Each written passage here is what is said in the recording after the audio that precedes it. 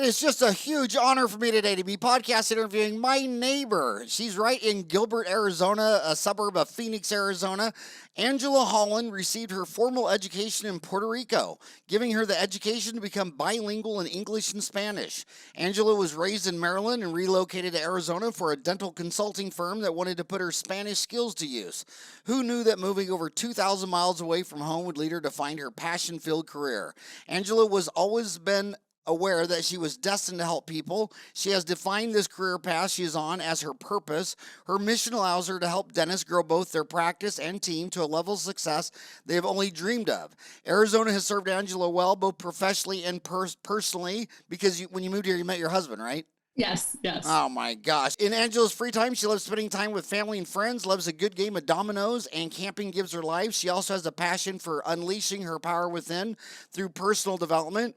And the reason I brought you on the show is because um, I'm a huge fan of private dentistry, where the dentist owns their means of production. In fact, I've said several times on the show that, what I love about geometry is a sine, a cosine, and a tangent is the same from Kansas to Kathmandu to if you live in a canoe.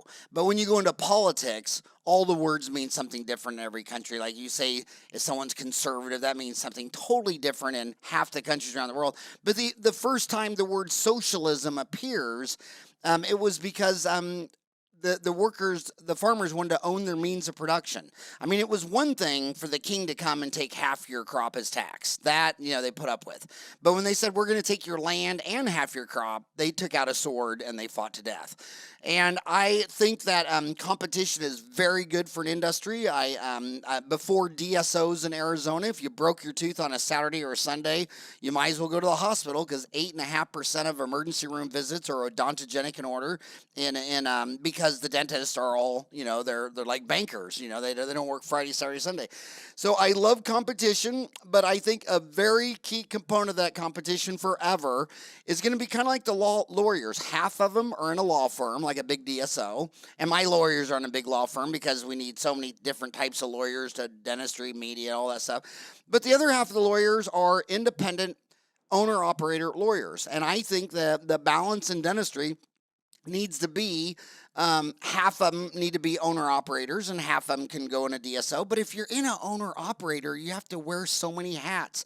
You have to have marketing and this and that. And you do something for owner operators that at a DSO, they have an entire department. They probably have 50 people doing your job. And my guy who lives in Kathmandu or a canoe's got to compete with that guy.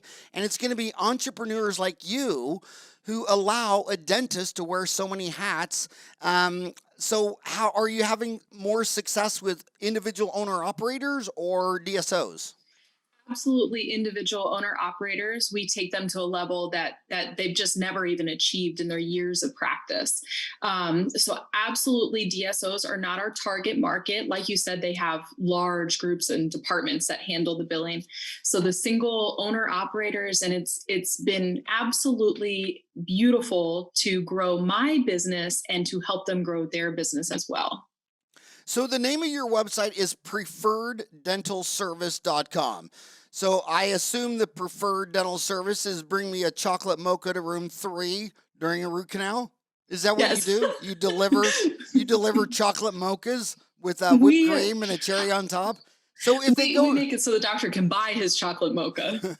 so if my homies go to preferreddentalservice.com, what are they going to find, and what is it that you exactly do?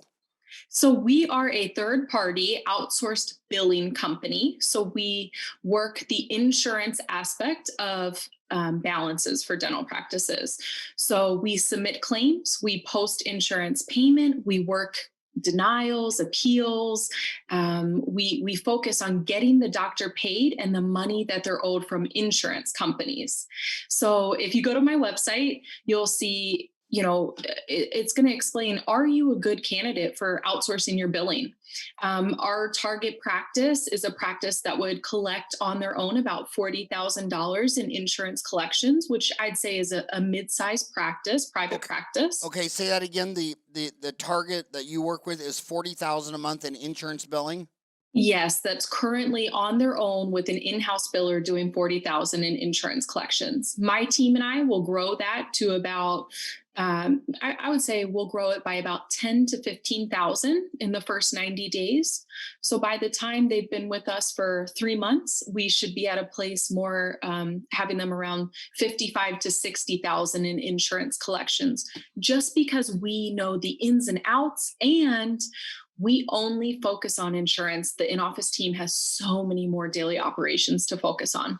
Okay, so you're saying in the same amount of dentistry, you can bill probably $15,000 more. Absolutely. We'll collect about Okay, 15,000 more.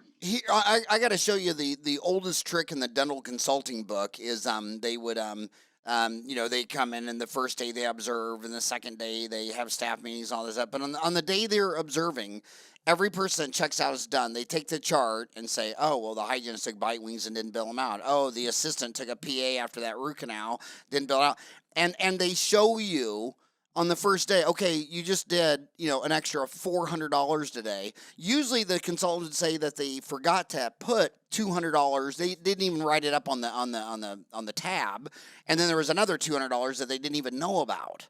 I mean, so Yes. you're a business that is free. Yes. So Yes. you're trying to sell your business and it's free. Why is that a hard thing in dentistry?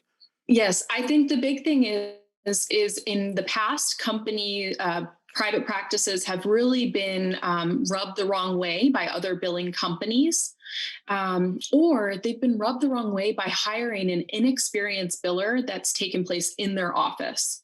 And what that does is the doctor doesn't even know the opportunities that are out there for us to bill. And it's not their job to know that. Absolutely not their job. It's not on their radar. So when we're able to sit down, take a look at what's been going on in the practice, just like a consultant does, we're able to evaluate where those opportunities are. And the way we do it is not taking information that was never billed out. We're taking information that is billed out and we're getting paid on it when normally they would not get paid on it from lack of narrative keywords, from lack of or knowledge of billing things together that cannot be billed together, things like that. So you say think of your billing specialist as hiring an outstanding assistant to your great practice. However, she is paid based on how much money she makes you and never requests PTO. Your preferred billing specialist also doesn't require medical insurance, removes the threat of embezzlement, never has to go home early.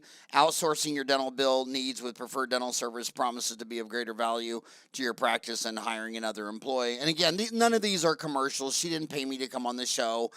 No one does. But so I want to go through this and remember you're in Gilbert, which is right next to Mesa, which has a dental school. There's another one on the other side of town, and about a quarter of our listeners are still in dental kindergarten school. So this is, they're just trying to learn how to do an MOD composite. So a lot of this, you're gonna have to talk slow. But let's start with insurance billing. You talk about claim submission, post insurance checks, and EFTs. EFTs explanation. Direct deposit payments. So What if does EFT stand for? electronic fund transfer. Transfer. Okay. Mhm. Um, and make proper adjustments, immediate responses to appeals, resubmission when necessary, insurance, AR management, submit requested pre-auth. So if you're in dental kindergarten school, the only mission of an insurance company is to collect the premium and not pay the claim. That's what they do. And so if you submit a crown and it needs a bite wing, they don't have a bite wing, they'll probably wait a full 30, 60, 90 days and say, oh, and then they're hoping you just miss it. And then if you don't get paid, they'll say, oh, well, you didn't send an x-ray. So then, but will you go through just that insurance billing? What do you think the doc driving to work for an hour right now doesn't understand about his insurance billing? Sure. So the pieces to get paid, the keys to get paid on that claim, that crown that you just mentioned, are we need to submit proper narrative, which means that proper narrative, of course, it's going to be describing what the actual procedure was and why it was medically necessary. However, with insurance, they have specific percentages and keywords that will automatically, I want to say, basically flag in a claim on their end. So If it doesn't have those keywords in the narrative, it will flag that claim and deny it due to lack of information. So, like you said, they're going to wait 30 days to deny it. We then receive the denial in the office and have to start the whole process all over again. So with outsourcing your billing with preferred dental services, we have these narratives down to a T. We work with so many practices times hundreds of thousands of dollars in claims that we get paid the first time just by submitting proper narratives with those keywords. And of course, all the proper x-rays, IOPs, intraoral photos, anything that insurance is going to require to pay that claim, we submit it the first time. So we receive on average a significantly lower amount of denials just from the very basis of us submitting everything that's necessary the first time. And your average client, you say increases how much percent? 10,000 to 15,000 in the first 90 days. So, depending on where the practice is, I have some practices that we start off that are doing 100,000 in collections, and we're able to increase their collections by 15 to 20,000 within the first 90 days. Because what happens in most practices, and it's of no fault of the in-office biller or in-office billing team, there's just lack of time, lack of knowledge, lack of training. There's so many things not provided to these in-office billers. We are able to grow their insurance collections by simply getting paid on things that one, people thought were not going to get paid on by insurance companies. A great example is Cigna will always deny buildups on crowns. They'll deny it every time. You have to specify the crown prep date, the buildup date, and the crown seat date, even if it's a CEREC crown and it's the same day, in order to get paid on that claim. A lot of times they'll still deny it, and we're still calling. Once we receive that denial, we're calling to get paid on that buildup. And most offices do not understand that that's something they can get paid on. They just have to do a little extra work to get paid on that buildup. So that in and of itself, if you're doing 30 crowns a month, let's say 20 of them have buildups at $150 of reimbursement, that's $2,000, $2,500 that you were not collecting, that we right off the bat know how to collect. Okay, but you said your average dental office that you work with when they started was billing insurance about 40,000 a month. That would be our main. We want a practice that would be good for us. Our ideal client would be one that bills at least 40,000. Yes. And if they were The billing, larger, the better. and if they were billing 40,000 a month, how much would you increase that to? 10 to 15,000. So 50,000 to 55,000 a month. Wow, 50,000 to 55,000 a month. Absolutely, absolutely. And I have plenty of doctors, nationwide that have been able to see this improvement. It also comes from us working the insurance aging, insurance outstanding money. Due to lack of time and expertise, those in-office teams are unable to follow up on claims that were denied and need the further information, things like that. So when you so if one of my homies wants to sign up with this, is there a setup fee? Is there So that's a something? beautiful thing. A lot of our competitors have set up fees. This is something I chose to do. I do things a little bit differently within the industry. I will come to your office. I will set up and install my computer system, which is HIPAA compliant for us to have remote access. I go over my entire program with you guys, with your office manager, and you get to meet me face to face. And then there is no setup or installation fee, and there is no cancellation fee after the first 90 days. So you give us 90 days to prove our value. After that, you could quit at any time. Wow. And is there any type of practice manager software that you think works better than the other, that helps in doing this? I know a lot of them have reports, claims not paid. When you talk to a practice management expert in your office, they say that there's a report generator that they can log on to see what percent of your functions you use. They say 85% of all the features are never used ever I believe once. that. Yep. And do any of them do this better than others?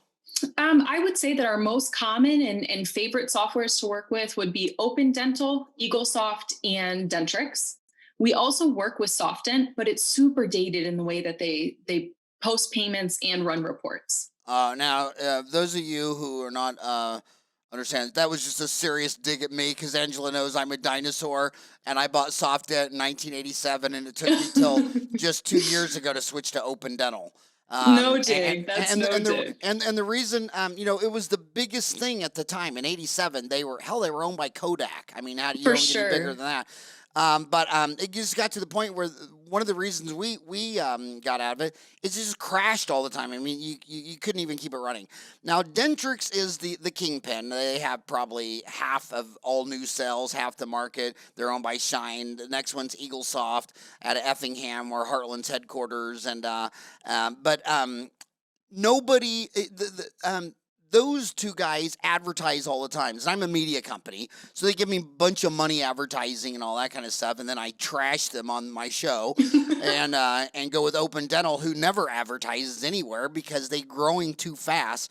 But they know I'm biased towards Open Dental because it's open. I have 5 programmers, and if there's something they don't like about Open Dental, they can get in there and change the code. You can't do that with Dentrix. But why do you think Open Dental is the fastest growing new guy on the block? Oh, for sure. And that's no dig about SoftDent. Oh, I'm just For teasing you. sure. Yeah. No, with Open Dental, I think it's because they understand the reality. Well, one, the programming, that's a huge factor. I wouldn't say that everyone has the ability to have their office customized. However, they're willing to always work with the practice to make sure that that office has whatever systems that they need in order to function properly. I think it also allows dentists to have the opportunity to grow their practice and be held on the same systems. So if you have a private practice owner, it's very common that he'll open up or she'll open up a second location within the first, several years of owning their practice. I'd say once they have a good amount of experience under their belt. So it allows so much room for growth for the practice, which is huge. They also have beautiful reports, very simple and easy to read reports. And I think that their system is just simple with the way posting claims works, working insurance. It works as a whole. I've got a open dental guru that works for me, and she loves the system. Yeah, and again, it's there's pros and cons to everything. I don't like the words good and bad, right and wrong. It doesn't make sense. You know, everything's a trade off. Like if you really want fuel efficiency, you're probably not going to have a race car. I mean, it's Sure. not one's right or wrong. It's just a trade off. And when you have, when I see dentists that say, well, I don't want to get a chairside milling. I don't want to get locked into the Sirona CAD cam. And they'll buy a printer from this company and a scanner from this company and a CBCT from another. But when I'm in the office and I just ask them any routine question, they don't know how to put it together. Whereas when you have a closed system like Dentsply, Sirona's CAD cam, and everything's made by the same company, then your training time for the employees is down really low and it's really, really easy. So if you like open systems of all these missing parts, you're supposed to be a technical nerd. So if you're not a geek, then you need a closed system. But what I like about Open Dental is the fact that everyone I've podcasted, and hell, I podcasted 1,500 people. I mean, that's 1% of all the dentists in America. 1 out of 100 dentists in America has been on this show. And all the entrepreneurs making dashboards or whatever they're making, they just have, it's seamless to integrate it into Open Dental. But going into Dentrix, you need all these AP and all these permissions and all this crap. And so I want to, these are dentist words, not mine. Chad Whitting says, in the course of 1 year, Angela helped me raise my office production by $750,000 and help lower my AR, account receivables, to less than 4% of over 60 days outstanding. It was always a pleasure having Angela in my practice and leading my team, as she always knew how to make us laugh while exceeding our goals. I would recommend her to any dentist I know. What the hell did you do for Chad?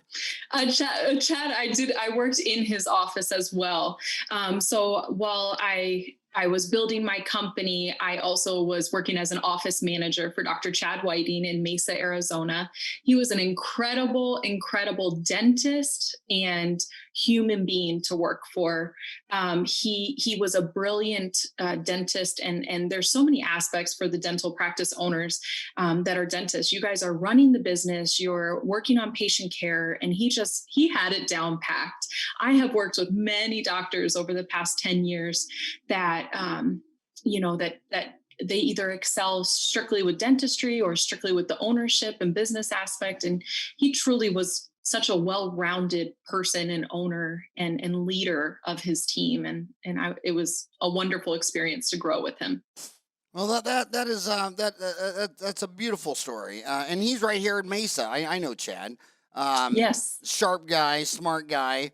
He Um, has since moved to Texas and opened a brand new practice down there.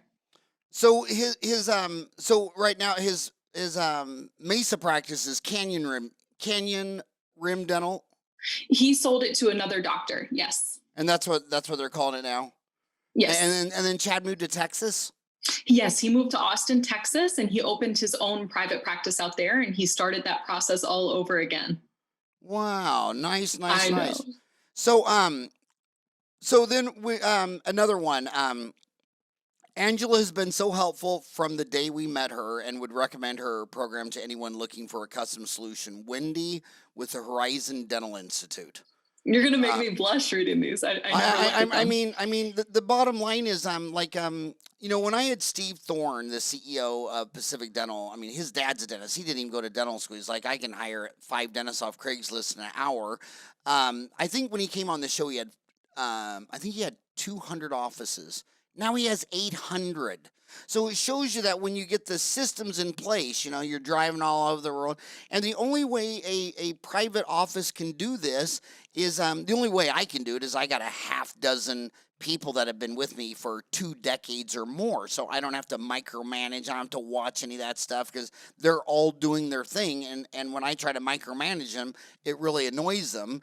But when you start up a practice you just get out of school, you've been in it 5 years, you don't have any 20-year veterans because you haven't even practiced 20 months. And dentists don't like to lose control. So they're probably thinking, I know my homies so well, they're probably thinking, well, I don't want to just, if I go with Angela, I'm throwing in the towel and I'm just giving up and I'm outsourcing it. No, I'm going to fight this. I'm going to fight this. But man, it sure helps to fight something when you have cash flow. And you can have a lot of misery when you're really rich and survive. What sucks is when you're miserable and broke. For And sure. that's a weird deal. So I'm going to go back to your services. Patient AR management. That sounds for patient account receivable management. When you take on a new client, what is the average AR? And what I mean by that is if they produce $1 a month, and let me explain something just for the little dental kindergartners.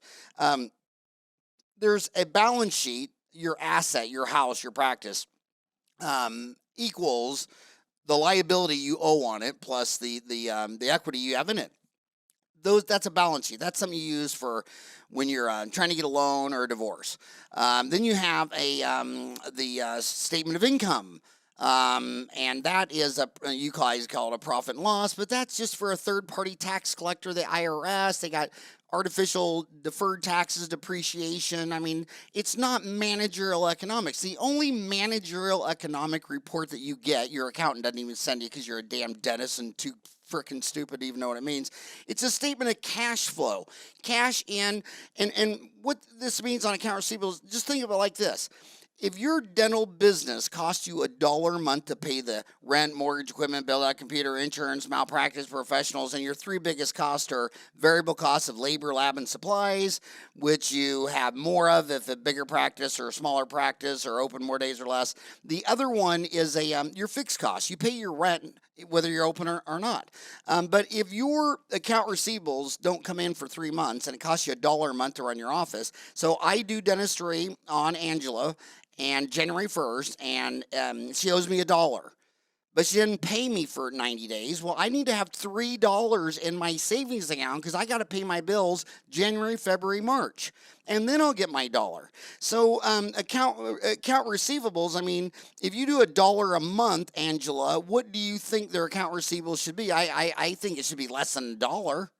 Absolutely, it should be less than $1. And what I'll tell you is that we normally see where it's 3 times the amount of what their So production that's is. 3 months then. So if Yes. you're doing 3 months, and by the way, I know one of the only guys that started a construction company in Kansas that went from flipping houses to building the Wichita Eisenhower new airport for $1 billion. And the one thing he noticed that flattened out construction companies, and the reason he was able to go from zero to $1 billion in the same time I got out of dental. When I got out of dental school, I went in his apartment and he had lawn chair furniture in an apartment because what he realized immediately was that to get bigger jobs, you needed to have a bigger bond. And to get a bigger bond, you had to have bigger money. So they said, man, we are going to live on lawn chair furniture and McDonald's for a decade so that we can get bigger and bigger bonds. So they grew because their entire savings account was just for to qualify for a bigger bond. Like if you're going to get the contract to build the new airport at Wichita, Kansas, which is amazingly gorgeous, Key Construction needed a ton of money to get a bond that to have insurance. So if someone gave them $1 billion and they built, a Taco Bell, it'd be recourse.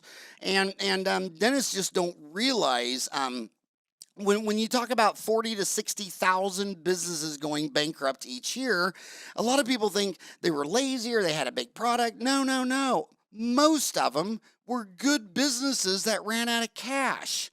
They had a great business, but they couldn't pay their bills and they didn't have any family or friends and they went under, which is so sad that a bank couldn't, or the government, like they're trying to do job training or this and that. God, if they just put a couple of billion away every week for just people who ran out of cash, you know what I mean?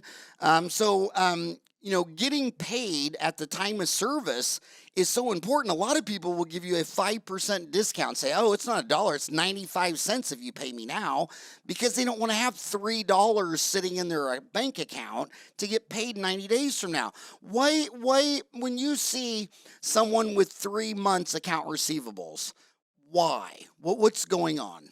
It's super common. That's the first thing. And what happens is that the in office team is either untrained properly on how to collect upfront at the time of service. So, patient portion must always be collected upfront at the time of service per the insurance contract.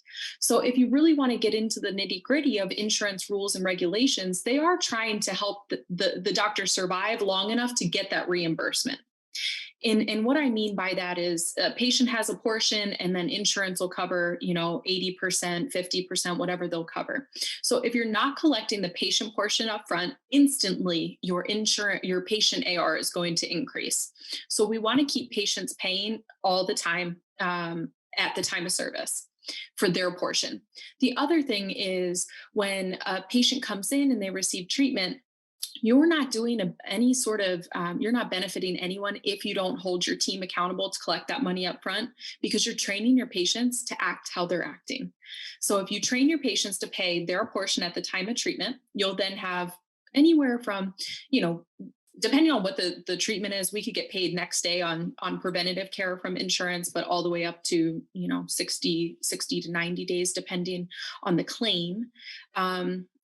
So that allows for that lag time to have the doctor have that $3 in his bank account from the patient portion, and then have that time to pick up the insurance AR. I also see it super often with new dentists that are not enforcing the patient portion collection. Now it's as simple as abiding by your insurance contracts, and with an insurance billing company, we would advise you to do that. Always collect patient portion up front.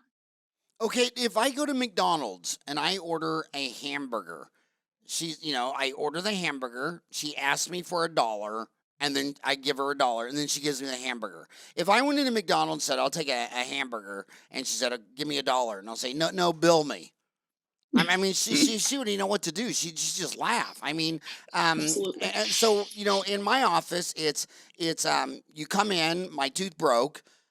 We look at it and say, okay, it's a crown. That's $1,000. Your insurance pays half, whatever. And when I got out of school in '87, I would just bill Delta $1,000, and Ed Judd would pay for half of that. Now They give you your fee. So 95% of dentists are on PPOs, and that fee I think today is like 650 or 700 or something like that. And so the patient's half is 350, and you pay me the 350 your portion before I put topical on. Yes, And absolutely. these other people are like, oh well, yeah, we collect the dollar, but we numb them up, prep it, and put on a temporary. Then they do that as they're going out the door and walk straight past us and go to the car and get off and drive away. And then you say, oh well, now we're going to collect it before the crown seat. And then I mean, there's always 8 reasons why they can't do the obvious. Why is that? It was a joke when I went into dental consulting and took the job out in Arizona. We would laugh hearing stories from the office of patients that, the patient walked in with a limp and a cane. And before collecting that patient portion, that patient ran to their car, leaving the cane behind. It is truly something so taboo for no reason. It's all about training those patients properly to collect that money. Because the reality is a paid up patient is a happy patient. So when you collect up front and they come back in for that crown seat, or if it's on the CEREC and they do same day, however the office is operating, that paid up patient is happy when they walk out. They have their tooth fixed, they don't owe anyone anything, and the service that they received is completed and paid for. Another big thing that we see the large aging reports for is when the fee schedules are not entered correctly into the software system.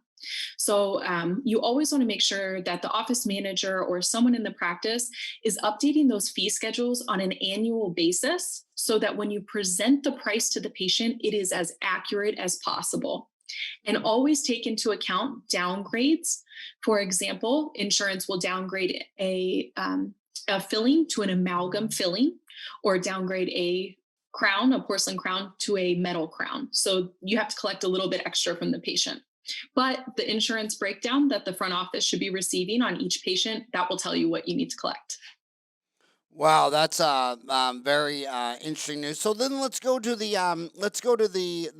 next deal, insurance credentialing. You talk about evaluate UCR based on zip code, usual and customary fee negotiations when applicable, complete and submit applications, visibility on insurance website, no time taken from your team, live tracking entire process, provided updated fees to office manager. I want to say one thing about insurance.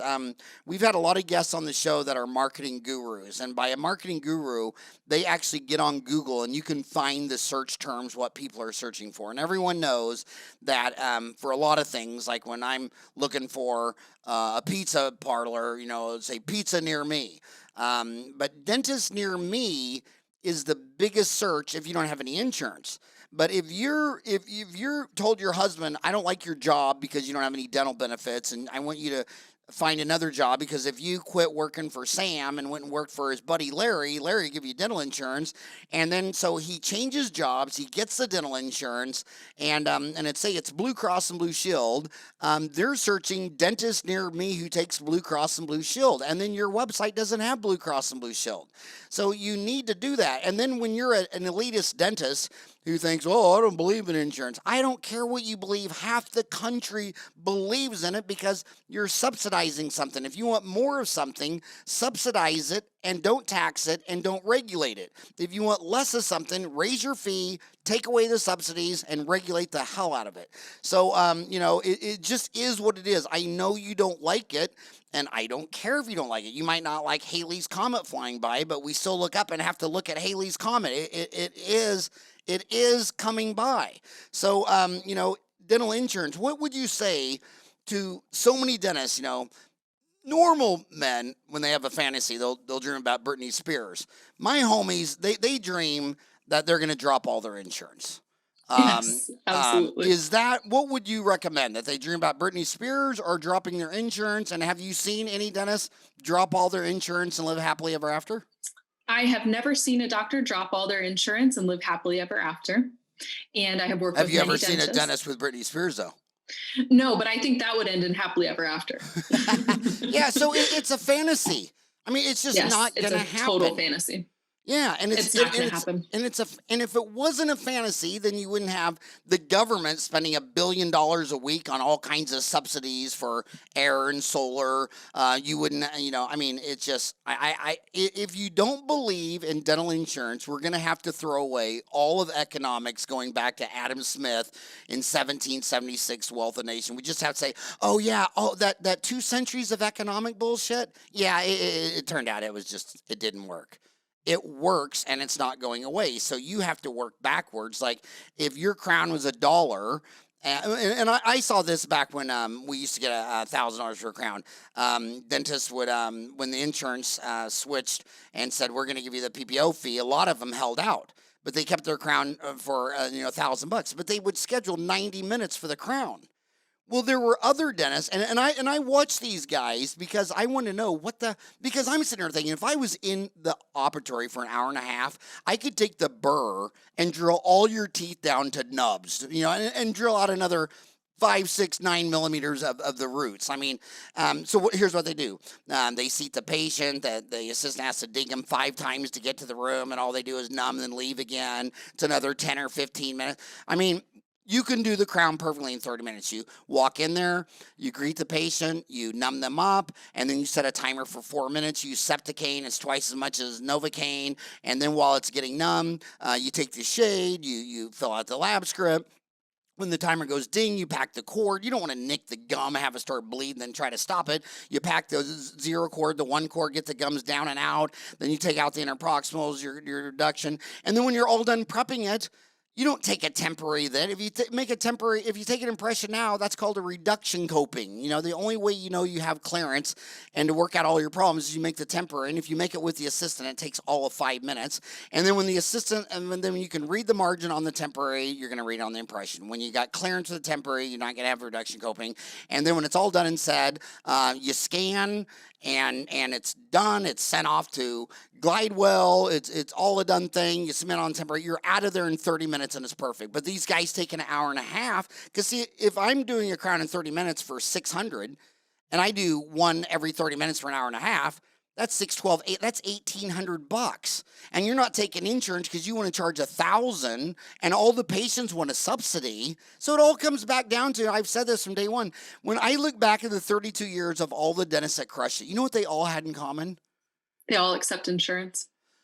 They work. They hustle. For sure. They work hard and they hustle. And then you got that lazy dentist who's always in the private office, and then he needs an extra treatment room, but he never thinks that it could be in the private office. Hell, Superman works out of a phone booth, and Doc's short of operatory, and he's got a private office, and he's in there all day long. And here's the one I'll call bullshit on my homies, is when I have walked into 1,000 offices in 32 years in 50 countries, and not 9 out of 10. I would say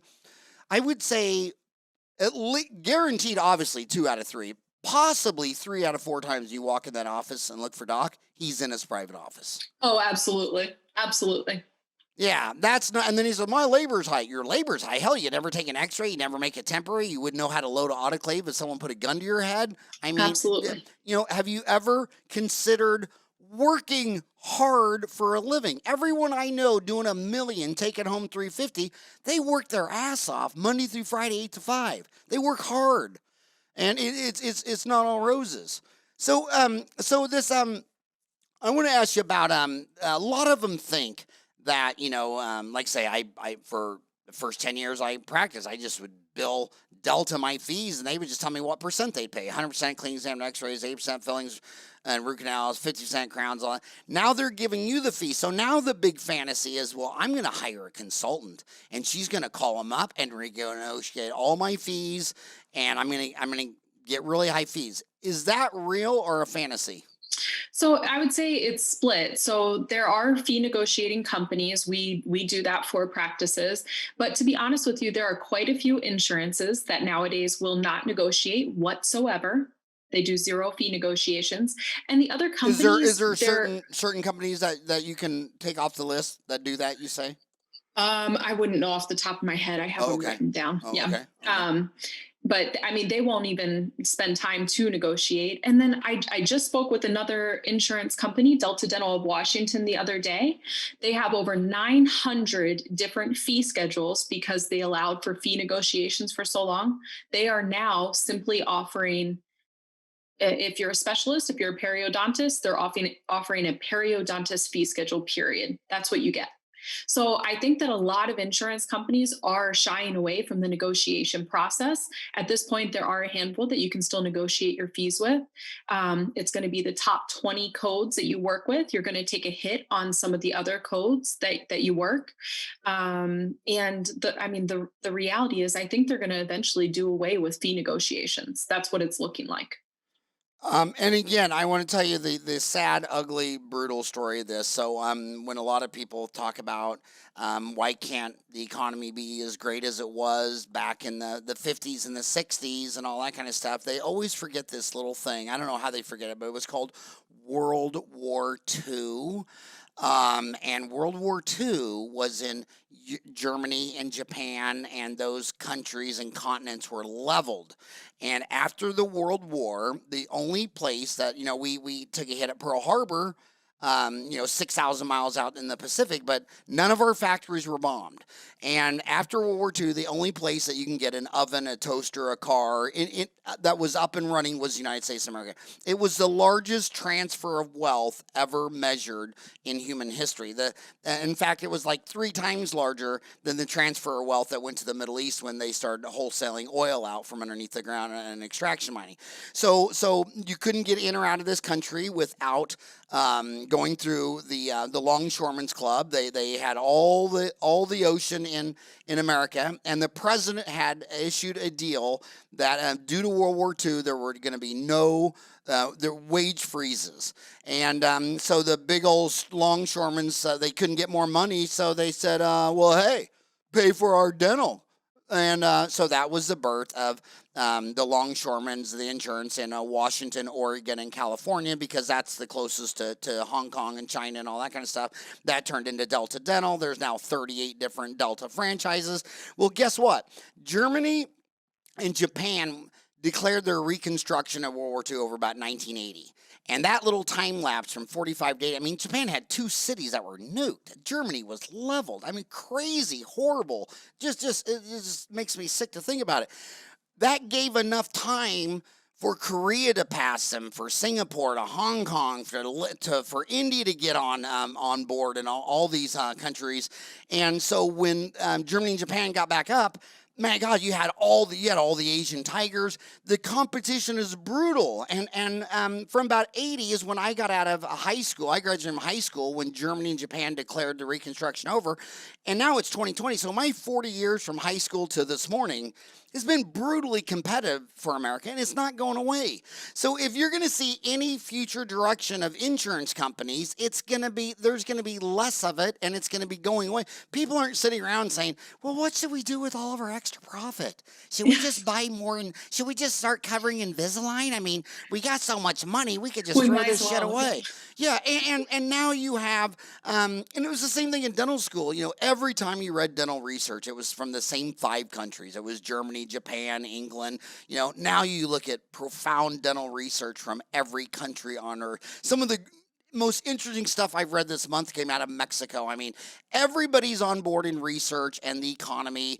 So the competition's going to get worse and worse and worse and worse. And the bottom line is you're going to have to learn how to do what everybody says. Are you doing dentistry better, faster, easier, higher quality, lower cost? And if you remove one of those fingers, say, well, I'm better, faster, easier, higher quality, but I'm more expensive. Ha, you're dead. You're dead, except for some niche market in Beverly Hills or something. So this is going to get worse in your entire lifetime. It's not going to get better. Do you agree or disagree with that rant? 110% agree with that. My God, you're the Yes. only woman who ever told me that in my entire life, that she agreed with something. Okay, so the old way to bill insurance, your website, time wasted. Countless hours on the phone with insurance companies, calling patients to get the necessary information, following up on unpaid claims, the list goes on. Now, let me tell you this.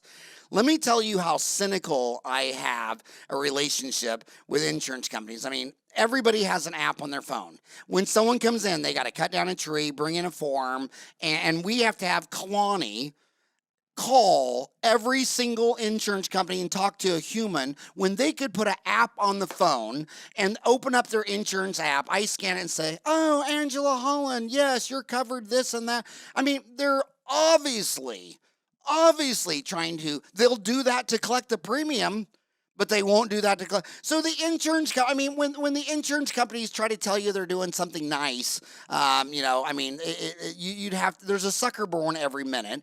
And what I don't understand, and this is why Obama, the reason the Obama was so frustrating is when he was doing that Affordable Health Care Act. I was sending these letters saying, "Look, dude, when you wanted to get rid of thyroid, you passed a federal law that all salt had to be iodized. It's gone.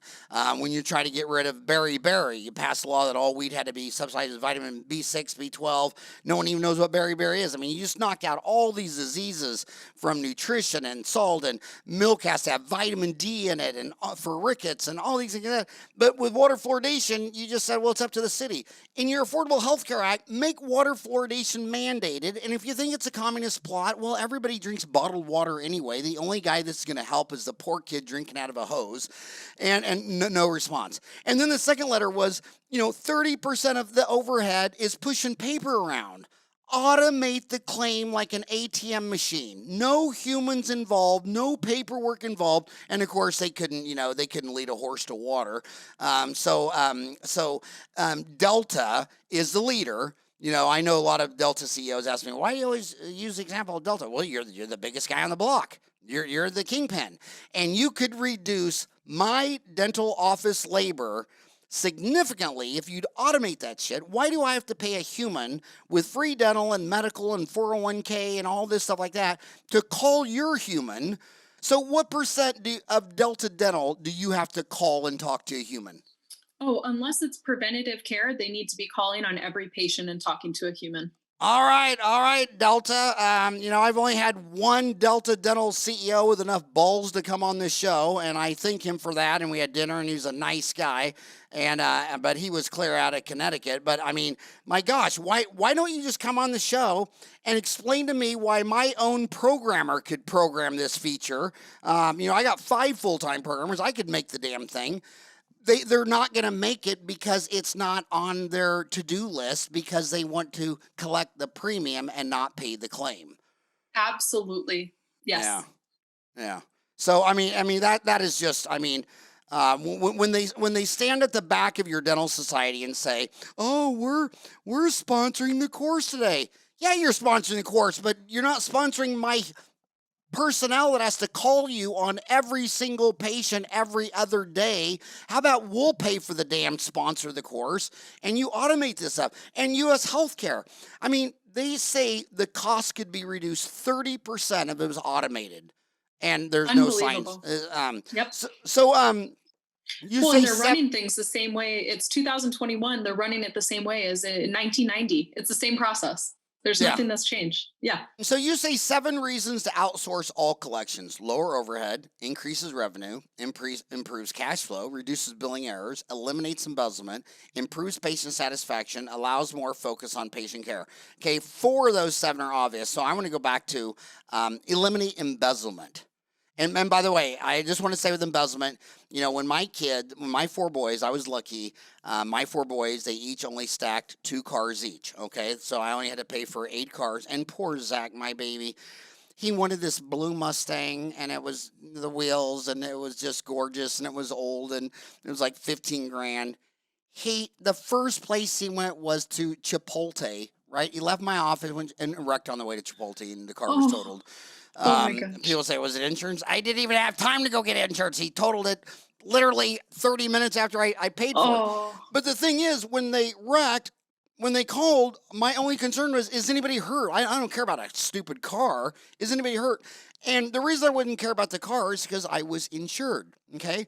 And that's peace of mind. It's like dental malpractice. I don't have to worry about dental malpractice. Jeff Tonner, my lawyer, has to worry about it. You know what I mean? My malpractice company has to worry. I don't have to worry about it because I got dental malpractice, but it's an emotional thing. And when it turns out someone embezzles from them, I mean, it hurts them. I mean, I had them cry. She was the godmother of my third child. We were family. And it was probably like cheating, on an affair. I read that 1/3 of married people have affairs. And now I'm wondering, gosh, is that my wife or my girlfriend? I think one of those two might be cheating on me. But so the embezzlement deal, it's just so emotional for them. It's like a Yelp review. Here's Dr. Ego thinks he's the greatest guy in the world. Someone leaves them a 1-star review and you have to talk them off the cliff. You know what I mean? Oh, yeah. So how does it eliminate embezzlement? Because fear is a big thing and this is so emotional. But how could outsourcing my insurance eliminate embezzlement? Sure. So it would eliminate insurance embezzlement, to clarify that. Of course, cash flow within the office, we have no control over that. But any insurance money that's received, it's recorded through two people. So first, it's recorded through the office manager or billing staff that's in office. And then it's also recorded by us. So the fact if the numbers aren't matching or money is missing, we're able to locate that very quickly and to let the office know, hey, numbers aren't adding up. Let's make sure that we're finding where the miscommunication is. 99% of the time, it is an error in communication. However, I too have seen doctors say she was my godmother, the godmother of my child. She stole this. Her husband just finished our flooring in the dental practice, and here I paid them all this money. Things like that. Yeah, it's just a real diss when someone does something like that to you. And what you have to realize is that they're just crazy monkeys who lost a tail about 400,000 years ago. They're not, so do you like Shark Tank? Yes, I love Shark Tank. Okay, well, I'm going to be Mr. Wonderful because he's the smartest guy on the show because he's bald. It's always the bald guy is the smartest guy on every show you've been on. He's going to say, Angela, why you? There's plenty of competition. What's different about you than 100 other people? So I've got to be honest with you. I bring the X factor. I don't know how else to say it. So, of course, my company, my billing gurus, my team of amazing women that work for me will take amazing care of your practice and your insurance needs. But what I bring is something that no other billing company offers, and I am your direct contact. You have my cell phone number. You contact me if there's ever questions, comments, concerns. I am the one who, if you have an issue, I'm going to solve it for you. My billers strictly do billing. I take care of the rest. So when you're a doctor who's focusing on in-office issues and concerns, starting your practice or just purchasing a practice, leave it up to me to take care of the billing. And I promise you, you will sleep better at night knowing that you have a master with the X factor taking care of that. Okay, well, I'm Mr. Wonderful. If that's true, then give me your cell phone number right now. 302-236-8856. My cell phone's listed on the website because I want you to contact me directly. And what's your email for the emailers? It's info@preferreddentalservice.com. Wow, that is not many people are going to do that.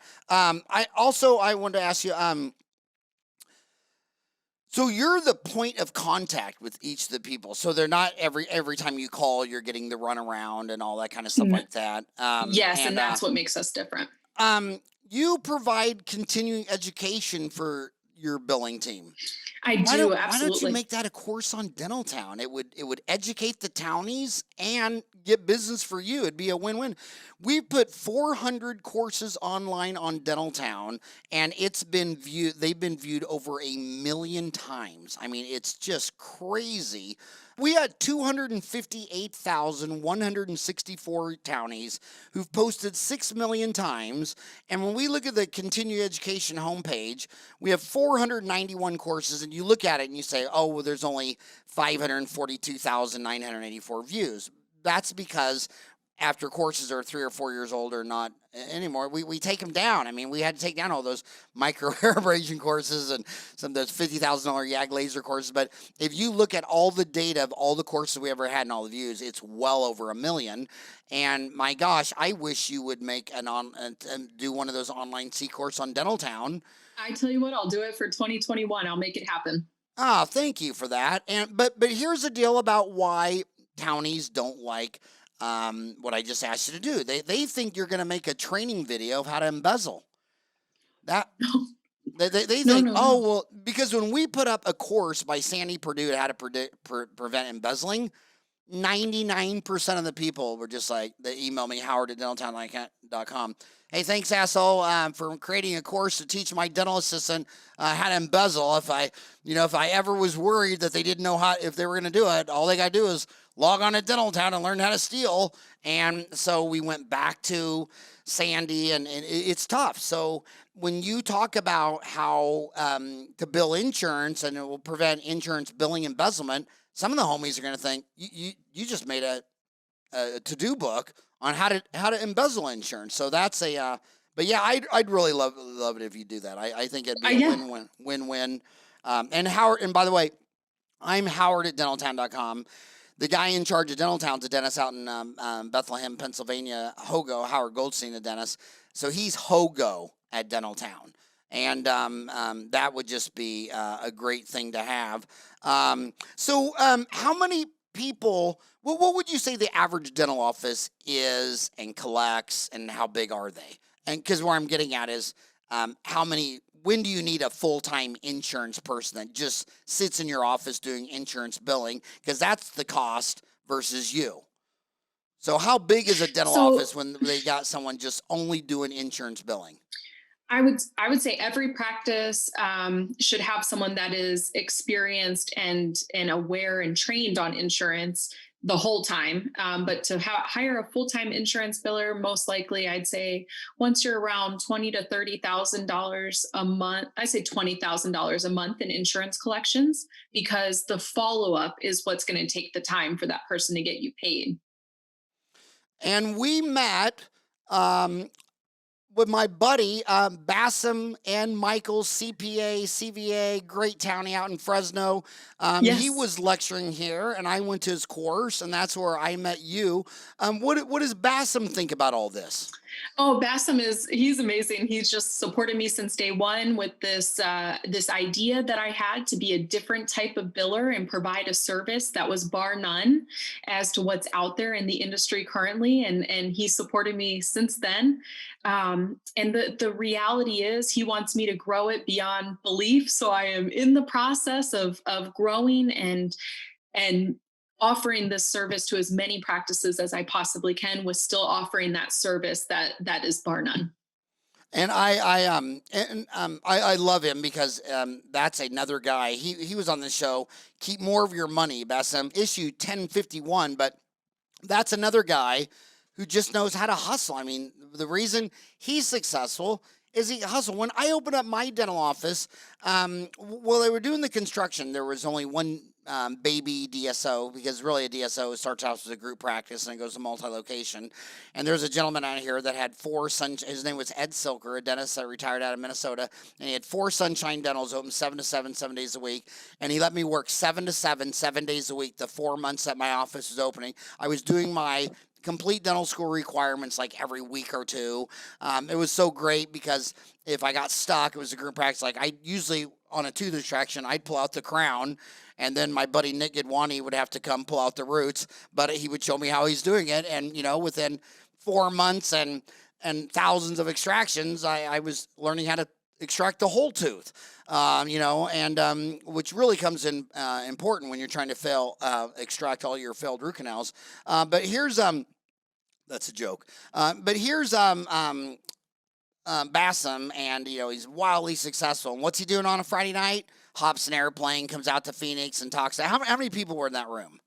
Oh, probably 15 to 20. Yeah, 15 to 20 people. So he got on an airplane out of Fresno, California to come talk to 15 people. That's a man that can hustle. And then when I quit working at Sunshine, I opened my own practice. During the day, if I had a cancellation, I'd take a stack of flyers and I go out in the big Safeway parking lot and I put one under each windshield wiper blade. And a lot of times someone's getting in their car and I'd hand it to them and they just start talking. And then on weekends, I got a 6 foot by 4 foot map of all Watuki 85044. At the time, I think there were 15,000 homes. And it took me over a year on my free time. I walked down every street, knocked on every single door to shake their hand. And 2 out of 3 people looked at you like you were some kind of weird freak, like Dennis going door to door. And it's like, well, I don't need 2 out of 3 people. 1 out of 3 would be fine. And the third guy, like, well, I was eating some beef jerky, and then he'd open his mouth. He'd stand there in his wife beater shirt. I'd put down my backpack, put on my gloves and dental mirror, and I'd try to look around. And then my clothes was, well, I really can't tell what's going on unless I get an X-ray. But I'll tell you what, if you come to my dental office, you know where Safeway is? Right there at 48th and Elliott, my office right there. You come in there, I swear to God, I won't charge you a dime. I'll take a free X-ray. But if you came in and let me take a free X-ray, then I could tell you if you can save it, or you have to pull it. And they say, okay, well, and I say, when do you want to come in? He goes, well, when is your next opening? I said, well, I'm actually open 24 hours a day, 7 days a week till the end of time. Does any of that work? And I wouldn't stop on Saturday or Sunday till Monday through Friday, 7 to 7, every hour and a half. I had someone I pulled out of a parking lot, door to door, apartment complexes on Sunday mornings. And, and what I love about Bass and what I love about you is you guys work hard and you hustle. Yes. You weren't born with a silver spoon in your mouth. But how many times a week do you wish you were still living in Puerto Rico? Oh gosh, the beaches, I would say probably every day I think of it at some point. But I got to be honest, Arizona is like, it absolutely is my home. Being raised in Maryland, the palm trees here, the cactus here, everything still feels like vacation to me after 10 years of living here. Wow, nice. Yes. So I can't believe we went over an hour. What was there anything else you wanted to talk about that I was too dumb to bring up? No, I appreciate your time and I appreciate Bassam for introducing us and I too have pounded the pavement. That's how I got my very first client was pounding the pavement in 115-degree weather here in Arizona.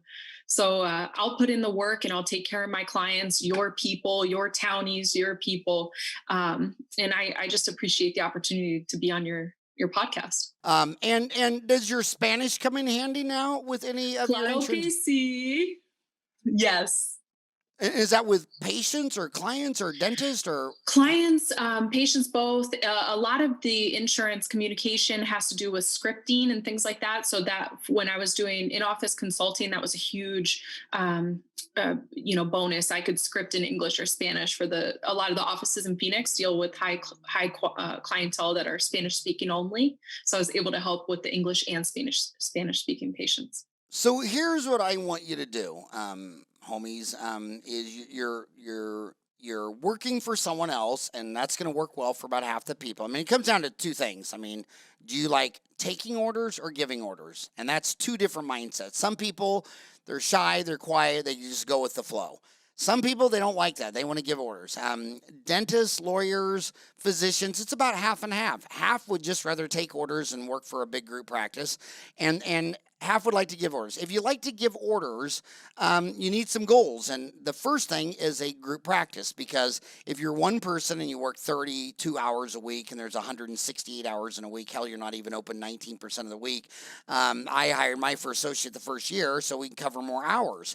I don't think dentistry needs to be open 24 hours a day, 7 days a week, because I see 7 to 7, 7 days a week, more than adequate, not having any overflow go to emergency rooms at a hospital. So to get rid of the 8.5% emergency room odontogenic origin flow, it needs to be 7 to 7, 7 days a week. And so to do that, your first step is to try to get a group practice going. And then if you get a group practice going, then the next thing is another location. When you're in a small town of 50,000, Google and Facebook have drained all the advertising money out of radio and television and billboards, and those are all failing properties. My gosh, you look at Clear Vision or Correct Choice dental implant centers. They can do 30-minute infomercials in Phoenix, Arizona with a 3.8 million metro for $200 for a half hour. That's how cheap TV is. And billboards and radio. So a lot of people in these small towns think, well, I'm just one location. If I got a north, south, east, and west, I could do the TV, the radio, the billboards, and it's just a cash cow. It's like shooting fish in a barrel. And so you're on that journey to do that, but that's a long way to go, and you get that prototype down. Remember, McDonald's spent a decade on their first 12 locations, closed down several before they finally got a format that they could roll out 38,000 locations. But they spent a decade cutting their teeth. One of those locations was right here in Arizona, believe it or not. The bottom line is this insurance billing, you don't know a thing about it. If you outsource, I'm sorry, I don't want to throw Angela under a bus, but when you outsource, you get to see how the pros do it. If you're trying to make the high school football team, I advise that you watch a pro game. I hope you didn't see the Pittsburgh Steelers the other night. Then you might be the worst football player ever. But when you work with the pros, I would work, if you really want to have a 4-location multi-practice, north, south, east, west, each one doing $2.5 million, $10 million operation, netting $1 million a year without even going to work, I would use Angela for however many years it took before you found out what the hell the pros do. So steal from the pros. I've never had an original idea how I'm a dentist because my next door neighbor was a dentist. How sharp is that? The mother of my 4 children, I was at locker 56 at Bishop Carroll. No, I was 54. She was 56. I could think so far out the box that I went 2 lockers down and decided that was my wife 10 minutes before the freshman year of high school even started. I started Dental Town because I was jealous on the ESPN website that you could talk about football and there was no place to talk about dentistry. And I looked on the bottom, it said message board format BBC out of London. It was like $234 for the software. And then it took like me and Ken Scott like half a year to implement it and get it up there. I've never had an original idea. Why would you want an original idea when you can steal from the best? What do you want to reinvent calculus? I think Sir Isaac Newton did a good enough job. E equals MC squared, Einstein, there's nothing left there. So use Angela until you know every one of her tricks and trades and this and that. And then if someone has been using her from your office where you just have one girl Friday talking to just Angela on her cell phone, then someday you'll know everything she does. So, don't live in fear. Think outside the box. And Angela, thank you so much for coming on the show today. And when this pandemic's over, I got vaccinated. Did you get vaccinated yet? I'm pregnant right now, so I have not, but I will. Oh my God. How many kids do you have? None. This is our first. Oh, well, congratulations. Thank you. And what is his name? I mean, we assume we want it to be a boy. Girl. Oh, we always want what's best for the baby, but it's, I'm just kidding. So you already know it's a girl, so it's pretty developed then. Yes. I'm due in May. Oh my gosh! Well, congratulations! Thank you. That was the best move I ever made. My 4 boys turned into 6 grandkids, and that's the whole meaning of everything. And get ready for an exhausting decade. Yes. Oh my gosh! You think you don't even know what work is. Right. I haven't pounded the pavement enough. Oh my gosh. Hardest job you'll ever love. But Angela, thanks so much for coming on the show. And I'll email you and Hogo, and it'd be great to put a course up and help my Thank homies. you so much. I appreciate it, Dr. Ferran. All right. Call me Howard and have a great day. All right. Thank you. You too.